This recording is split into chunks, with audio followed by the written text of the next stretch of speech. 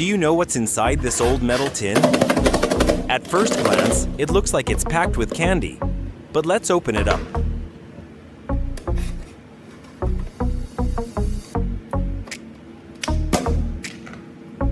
An entire collection of legendary brick phones. Instead of throwing them away, I kept them all. I picked out a red-bordered Mastel phone, and suddenly, a pretty crazy idea flashed through my mind. What if I could turn this old Mastel into something far more interesting? Let's get started. First, we need to remove the outer shell. Take out the battery, and here's our target, the motherboard with 2 SIM card slots. This will become the heart of today's DIY project. Prepare a solid core copper wire. Carefully place the copper wire across the board so it directly touches the metal contacts of both SIM slots.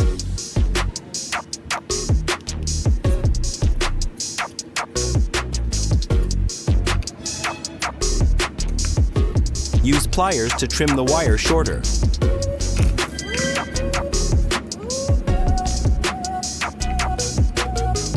Do the same thing with the remaining SIM slot as well.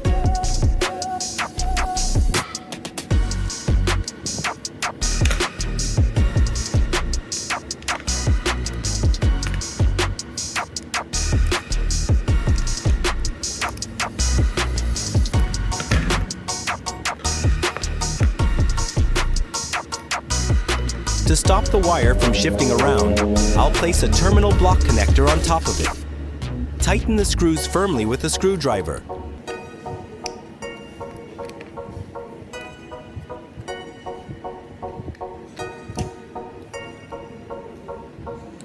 But that still isn't safe enough. Time for the hot glue gun. Apply a thick layer of glue around the terminal block to permanently seal it onto the motherboard. Now onto the wiring. I have a twin-core cable with 1 pink wire and 1 white wire. Strip the plastic insulation off both ends to expose the shiny copper cores.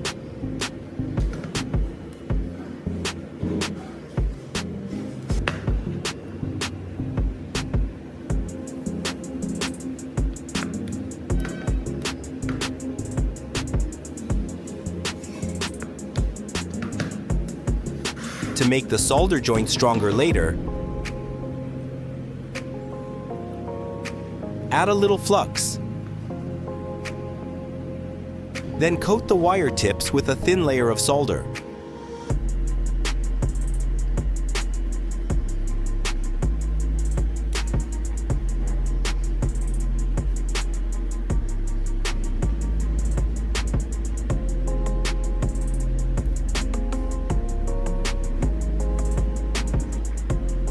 Once that's done, we return to the phone. Insert the other ends of the pink and white wires into the remaining ports of the terminal block and tighten the screws again.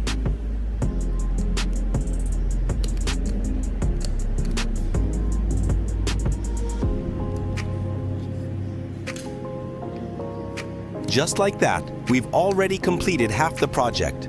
I'm using this small rectangular wooden block as a stand. Add some hot glue and mount the phone upright.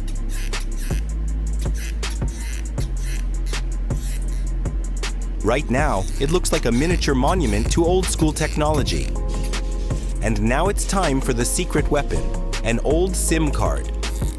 Apply glue and stick it onto the wooden base with the metal chip facing upward. Next, take a utility knife and scrape firmly across the chip surface to remove the coating layer.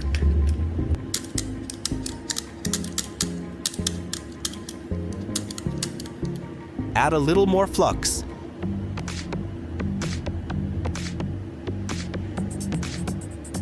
And place tiny solder points onto the chip contacts.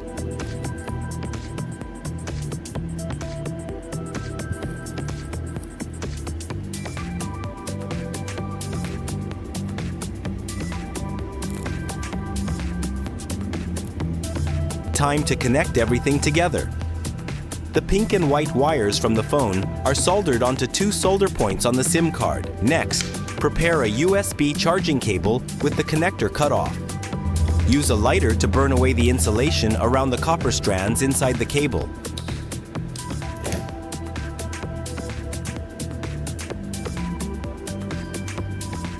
Add solder to the copper cores to improve adhesion.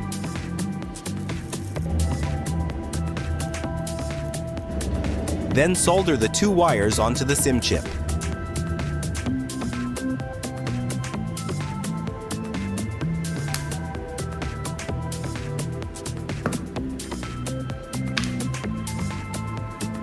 Prepare another RF receiver head salvaged from a broken Wi-Fi transmitter and solder it onto the SIM card.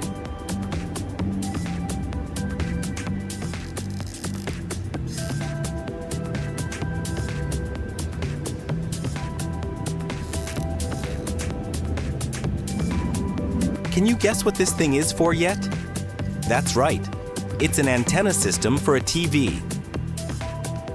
Place the antenna setup next to the Sony TV. Plug the USB power cable into an outlet while connecting the antenna jack into the RF port on the back of the TV. Turn on the screen. At first, the display is completely black with a no signal warning. Don't panic. Grab the remote, go into Settings, and select Auto Digital Channel Scan. Look at that progress bar moving. 5 channels.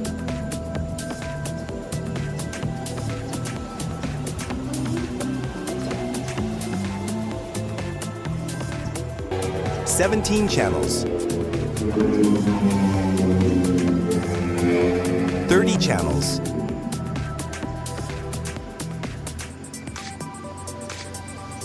And all the way up to 49 TV channels. The scanning process is complete. Just look at that image quality. Surprisingly sharp visuals, vibrant colors, and 0 lag. From national broadcasts to local stations, every channel comes through perfectly.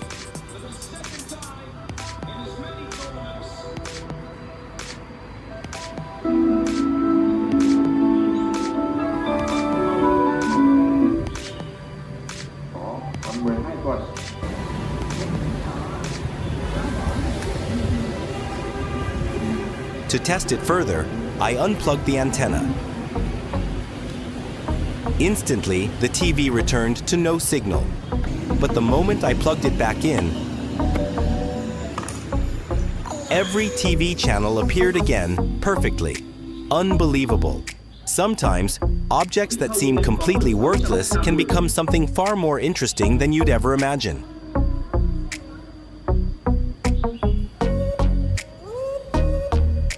Before ending the video, I just want to note that this is purely a fun DIY recycling project, made to experiment with electronics and reuse old devices.